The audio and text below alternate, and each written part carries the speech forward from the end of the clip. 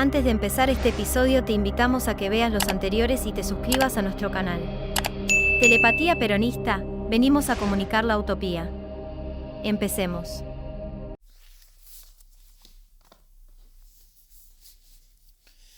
Capítulo 16. Bailando en el Savoy. El joven de cara redonda se acomodó la pipa, sin fumar, observando cómo caían a plomo los mechones de pelo, negros, lacios y gruesos, mientras el viejo, con la toalla al cuello, le guiñaba el ojo a través del espejo y lo invitaba a sincerarse, a pesar de ese peluquero untuoso que se hacía el boludo. «Lo escucho, Rodolfo. ¿Cómo van las cosas?», volvió a preguntar el viejo, y otro guiño relampagueó en el espejo. «Bien, general, bien. Ya le habrá dicho el doctor Cámpora». Y se demoró ostensiblemente en lo que habían publicado los diarios sobre el acto de la Federación de Box, para pasar enseguida a un estólido comentario sobre el verano madrileño. «No, hijo, no», protestó el viejo. «Cuénteme lo que me contaba antes, lo de los muchachos y Osinde». Lo miraba desde la azogue y el barbero se demoraba. «Cuénteme con tranquilidad», reiteró el general, «que acá el amigo es de total confianza». Galimberti siguió haciéndose el tonto. El general insistió un par de veces más para que soltara sus confidencias y luego aceptó el relato de una visita al Prado, mientras el peluquero incurría en deliberadas filigranas, hasta que no tuvo más remedio que pasar el cepillo a su ilustre cliente, agarrar sus bártulos y despedirse. Cuando se cerró la puerta, el general palmeó a Galimberti. «Hizo bien en no contarme nada, porque este tipo trabaja para la CIA». Se rió con el viejo tramposo, contento de haber superado airosamente la prueba. Le entregó mensajes confidenciales de montoneros y hablaron de la organización de la rama. Galimberti le explicó que la JP estaba ahora orgánicamente estructurada en 7 regionales que abarcaban todo el territorio nacional. Después, consciente de que andaban por Madrid Grabois y el gallego Álvarez, que habían trenzado con los metalúrgicos para cagarlo, puso su cargo de consejero a disposición del general. Perón rechazó de plano ese gesto desprendido y lo conminó afectuosamente a seguir al frente de la rama, que ese mismo domingo, en el primer congreso del partido, debía recibir 1/4 de los cargos. «Usted goza de mi total confianza», le aseguró al despedirlo en la puerta. «Te dijo lo mismo que al peluquero», comentó Zumbón Muñiz Barreto, mientras caminaban hacia un restaurante gallego de sabores francos y porciones generosas que había descubierto en las vecindades de la Glorieta de Bilbao. En la tasca se le sumaron el Vasquito Mourinho y el Beto Mayansky de la Asociación de Abogados Peronistas, uno de los duros que se descolgó en esos días por la villa y corte, dando origen a versiones periodísticas sobre una posible minicumbre de Perón con el ala revolucionaria del movimiento. Diego devoraba nécoras y cigalas regadas con vino del Ribeiro, interrumpiéndose solamente para intercalar una frase intencionada o soltar una de sus carcajadas homéricas, mientras el Vasquito los hacía reír con sus chimentos sobre la corte, o Galimberti explayaba su histrionismo, imitando a Perón, a Cámpora y a sí mismo. A los postres comenzó la histórica charada sobre el regreso del viejo, y Galimberti reveló que un tiempo atrás, cuando era un novato en la corte, había cometido la torpeza inexcusable de comentar por teléfono que el general le sacaba el culo a la jeringa, olvidando que los servicios españoles solían regalarle al exiliado las escuchas telefónicas de sus visitantes. «Si te escuchó, ya te la va a cobrar algún día», auguró el Vasquito, y siguió con sus chismes, que ahora abarcaban las aventuras galantes del loco, persiguiendo a unas famosas modelos, y no dejaban títere con cabeza, ni siquiera al delegado, a quien juraba que habían encontrado una noche en un bar de ligue de la Gran Vía, acompañado por un par de gallegas espectaculares que les había presentado, visiblemente ruborizado, como unas amigas. Hubo carcajadas y el grupo continuó festejando la confirmación de Galimberti como consejero, que ya empezaba a circular a través de las agencias, junto con una versión contradictoria sobre la posible incorporación de Juan Manuel Abal Medina al Consejo Superior para conducir la juventud.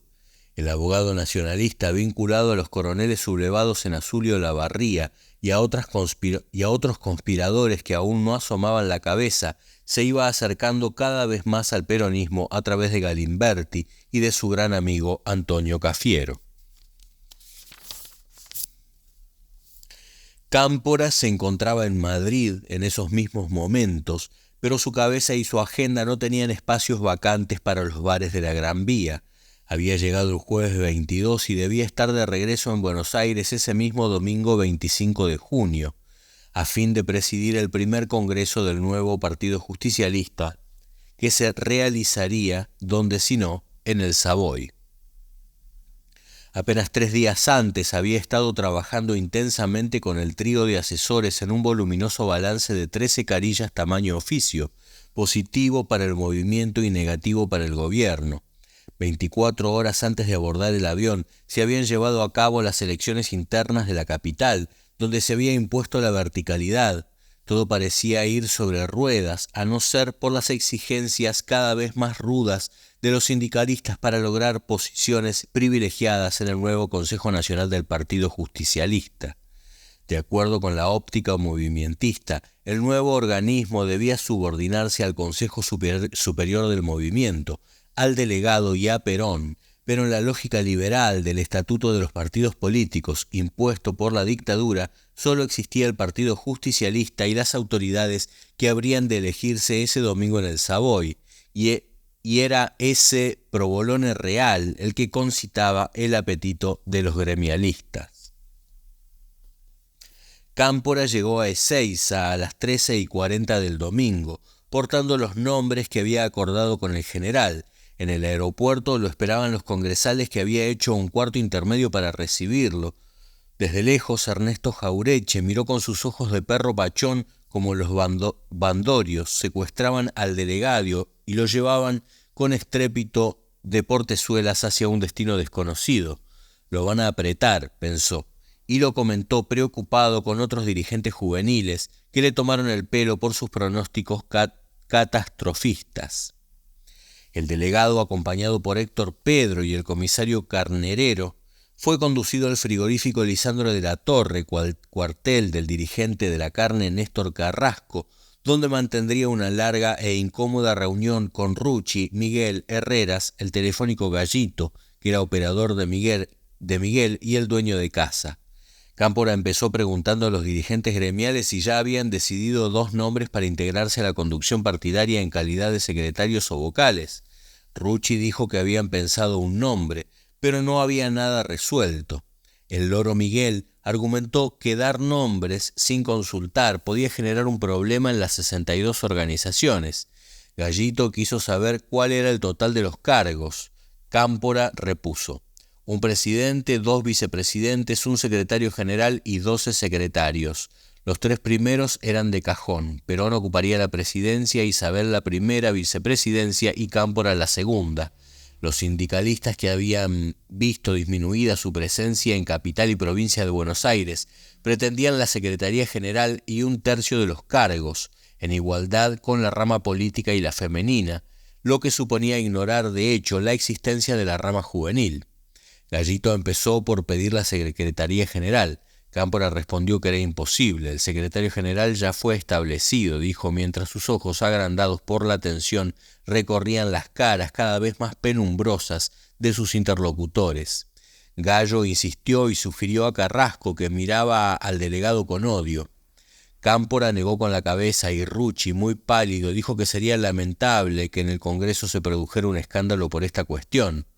Cámpora, conciliador, informó que sin sugerencia de nadie se había tenido en cuenta para otros puestos al metalúrgico Victorio Calabró. Los ánimos se calmaron aparentemente y se pasó al siguiente punto: la proclamación del general Perón como candidato a presidente, que debería proponer, según se había decidido democráticamente en Madrid, la congresal por Tierra del Fuego Esther Fadul de Sobrino. Cámpora deseaba que los compañeros estuvieran presentes en ese momento crucial y les preguntó a dónde se encontrarían para avisarles. Le dijeron que no se preocupase, que por lo pronto lo acompañaban al Savoy.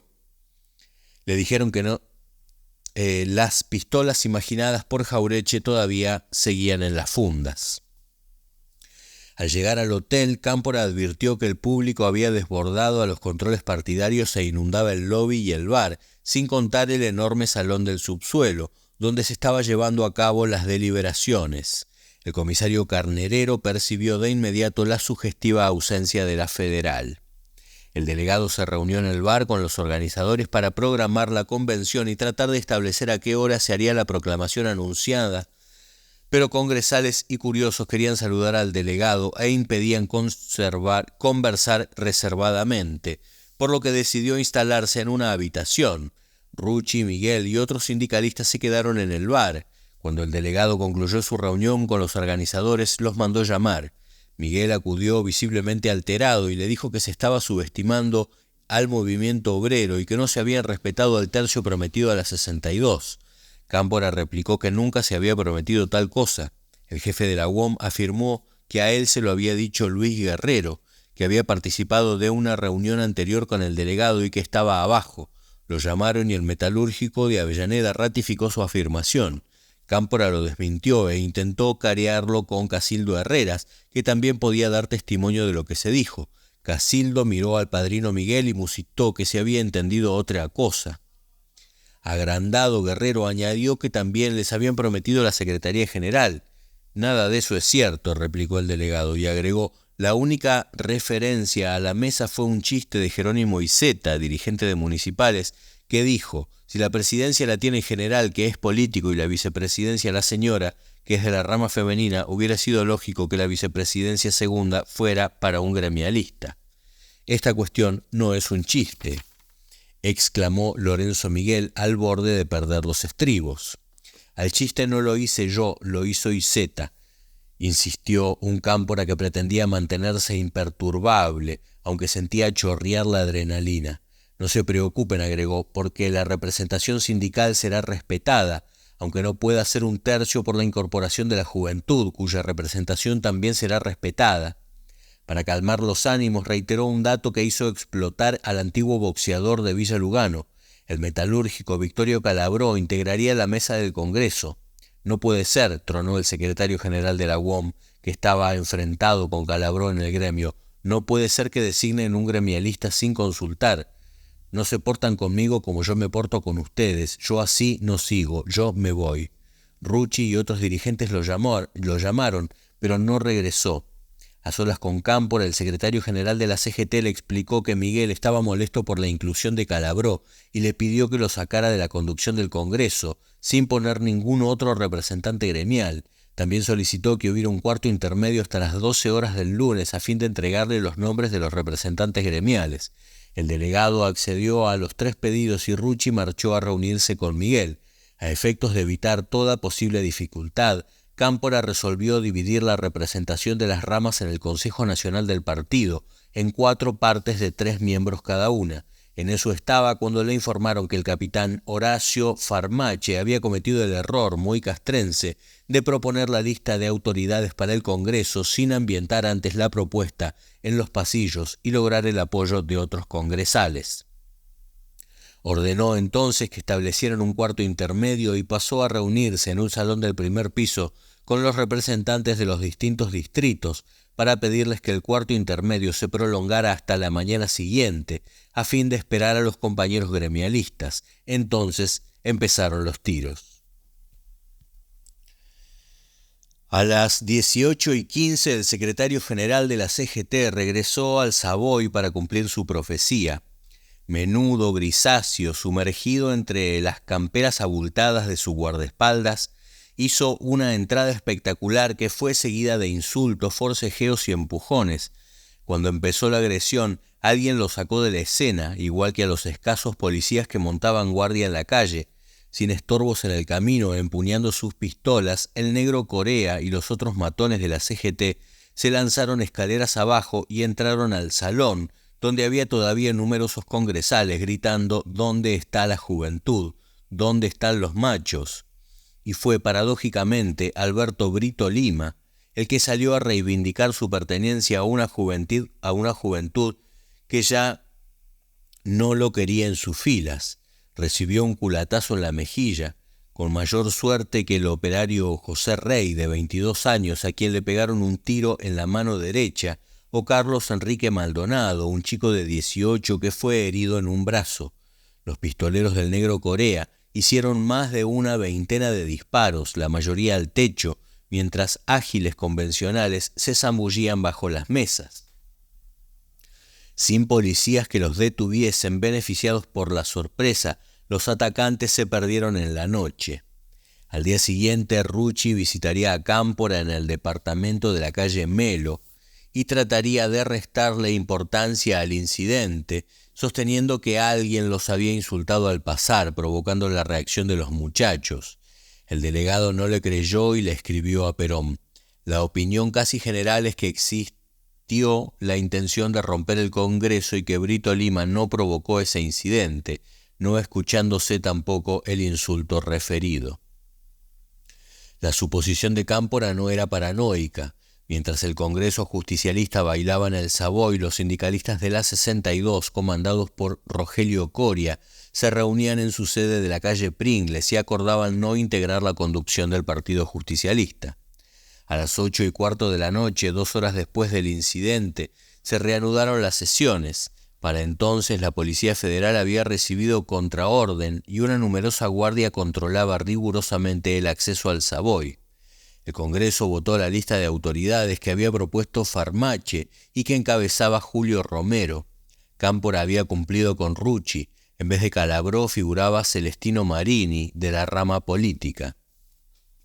Después habló Cámpora en una breve alocución improvisada en la que puntualizó que no aceptaría presiones de ningún sector del movimiento. Siguiendo el orden acordado, se escuchó una cinta con la que la vocecilla aguda de Isabel condenaba al paladinismo y la del propio general señalaba que estaba dispuesto a dialogar con las Fuerzas Armadas, siempre que se diera a través de representantes autorizados y no de emisarios o personeros de cuya triste memoria tenemos larga experiencia. Con menor sorpresa aún, los otros 206 congresales observaron cómo su colega de Tierra del Fuego pedía la palabra y mocionaba en favor de la candidatura presidencial del señor general Juan Perón, que se aprobó por unanimidad. Eran más de las 9 de la noche y en apariencia, solo en apariencia, las cosas volvían a marchar sobre ruedas. Todos anhelaban ya ese cuarto intermedio que pusiera fin a una jornada larga y tensa, cuando pidió la palabra Gustavo Riarte y propuso que el Congreso se comprometiera a arrancarle a la dictadura hasta el último prisionero de guerra. Hubo aplausos y una cierta indiferencia hacia las palabras del veterano revolucionario, corroído, sin saberlo, por la leucemia. Cámpora estaba francamente disgustado porque los grandes capitostes sindicales no estuvieron en el momento cenital de la proclamación. Él había encomendado a Héctor Hijo que saliera a buscarlos, pero no habían asistido por el incidente, enviando a un representante menor. 2 días después apoyarían la candidatura con solicitadas en los diarios. Por la mañana en el comedor de Melo, Cámpora sostendría una entrevista con Santiaguito, Díaz Ortiz y don Julio Romero para analizar la crisis y buscar caminos para superarla. Acordaron realizar otro cuarto intermedio hasta la tarde a fin de esperar a los sindicalistas. Rucci llegó a disculparse y a marcar diferencia con Lorenzo Miguel, tratando de mediar entre los colaboracionistas como Coria y la conducción. Se comprometió a dar los 3 nombres antes de las 16 horas. Aunque solía ser despectivo hacia los políticos y en particular hacia Cámpora, a quien llamaba franelero por su costumbre de palmear a los compañeros, el petizo sabía muy bien que su destino político descansaba en la lealtad a Perón y por carácter transitivo en el respeto formal al boludo de su delegado, a quien no se le acabaron los problemas cuando cesó el enfrentamiento con los sindicalistas. Las furias y los resentimientos iban en aumento. Doña Emma Tacta de Romero le dijo que su esposo y ella sentían que su ciclo había terminado. porque no se los convocaba a la conducción del partido. Cámpora, con paciencia, trató de hacerle ver que ser presidente del Congreso Justicialista era un altísimo honor y que por otra parte ambos seguían siendo consejeros del movimiento.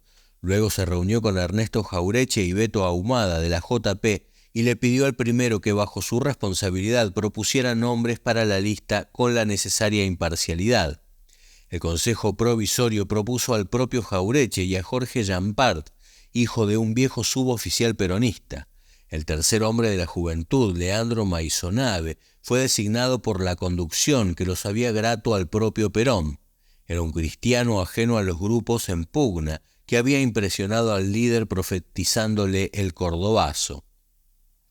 El mayor disgusto lo tuvo Cámpora con Gianola, que le reprochó agriamente el no haber participado en la confección de la lista y no conocer los nombres que se iban a proponer al Congreso. El delegado que había guardado los primeros nombres in pectore por consejo de Perón se vio obligado a comunicárselos. Gianola despectivo dijo que todos le parecían inaceptables. A las 16:30 escribiría luego el general: al no tener respuesta, traté sin resultado de localizar a Rucci, que en esos mismos momentos se comunicaba directamente a Madrid para hablar con López Rega. En uno de los llamados me informaron que las 62 organizaciones seguían reunidas.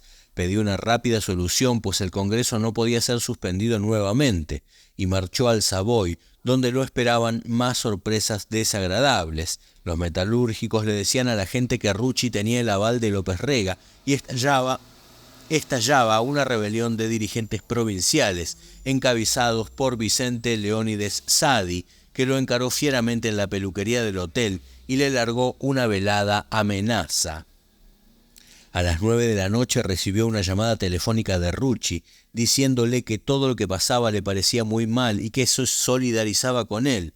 Cámpora le pidió entonces que le suministrara los nombres antes de las 9:30 de la noche, pues a esa hora, a pesar de su buena voluntad para esperar, debía seguir adelante con el Congreso.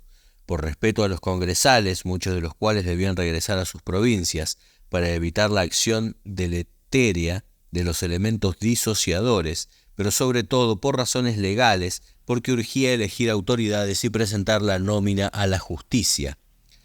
En un nuevo aparte en el salón del primer piso leyó la nómina a los representantes de distrito. Sadi estuvo de acuerdo con los 3 primeros puestos, Perón y Isabel Cámpora, pero cuestionó todos los demás. Entonces llamó Coria para informar al delegado que las 62 organizaciones habían decidido no integrar la lista. Cámpora respondió con astucia: los 3 cargos quedarían vacantes para cuando decidieran ocuparlos. Antes de que se reanudara la sesión, continuaban las protestas por algunos nombres, especialmente el de Norma Kennedy, estrechamente asociada con Brito Lima y cuestionada por los distintos grupos de la juventud. Y llegó entonces el momento de votar. Los 3 primeros puestos fueron elegidos por aclamación, pero el resto de la lista tuvo 7 votos en contra, que correspondieron a Sadi, algunos congresales por Catamarca y La Rioja. 200 convencionales habían votado por Perón presidente, Isabel vicepresidente primero, Cámpora vicepresidente segundo a cargo del partido. Horacio Farmache, secretario general, y los secretarios Oscar Videgain, Santiago Díaz Ortiz y Celestino Marini por la rama política, Fadul de Sobrino, Norma Kennedy y Nélida de Miguel por la rama femenina, Ernesto Jaureche, Leandro Maisonave y Jorge Jampart por la juventud. En el Tribunal de Disciplina asomaba una dirigente que luego alcanzaría posiciones claves, Ángel Federico Robledo. No estaban algunas celebridades como Cafiero o Matera, y 3 futuros presidentes peronistas no figuraban ni a placé: Raúl Lastiri, Ítalo Luder y Carlos Menem. Pese a todo, el objetivo se había alcanzado. El PJ tenía autoridades legales y había proclamado la candidatura de Juan Perón. La mejor demostración de que este logro había molestado al gobierno se reflejó en una anécdota menor. El ministro del Interior recibió al sempiterno Kelly, quien denunció amenazas de los sindicalistas y cuestionó la validez de los comicios del PJ. Perón le escribió al delegado: le ruego que acepte mis más calurosas felicitaciones por cuanto ha realizado en la organización del partido y la habilidad como prudencia que ha empleado en todo eso. Sobre lo de las 62 no hay que darle importancia. Querer ellos poner al secretario general del partido sería como si un dirigente político quisiera ser secretario general de la CGT. Están locos o se le ha subido la importancia a la cabeza. No les haga caso, mejor si ellos se eliminan solos. El general, en cambio, elogiaba a Rucci, como si ignorase que era el autor del incidente. Como contrapeso al éxito político, el delegado pagó en el baile del Savoy un costo afectivo. Tuvo la pena de enfrentar a Gianola, resentido por no integrar la conducción partidaria, que no concurrió a la ceremonia de toma de posesión de los nuevos consejeros nacionales del PJ, donde se reunieron por primera vez los dos consejos. Esta vez los diarios dijeron la verdad cuando destacaron la ausencia de Gianola y especularon sobre una posible renuncia a la Secretaría General. A Cámpora le costó mucho trabajo que su amigo permaneciese en el cargo. Gianola se quedó por poco tiempo, rápidamente empezó a pelearse con Farmache por cuestiones de jurisdicción entre los dos secretarías generales y hasta por el tamaño de los respectivos despachos. Todavía muy lejos del poder, los hombres y mujeres del peronismo disputaban con ferocidad los espacios políticos. A veces la pugna era ideológica, como la que enfrentaba a Osinde y Galimberti, o jerárquica, como la que dividía más civilizadamente a las cabezas del Consejo Tecnológico, un organismo que hacía agua porque el vicepresidente Jorge Tayana estaba distanciado del presidente Rolando García. Con frecuencia las broncas eran más subalternas y Cámpora debía anotar en su libretita secreta para informar luego al general. Posteriormente me entrevistó la señora Juana Larrauri a efectos de manifestarme que la señora X quería hacer una conferencia de prensa para denunciar la conducta inmoral de la vida privada de la señora N, sosteniendo que tenía pruebas al respecto. Me pidió que conversara con ella, así lo hice, etc.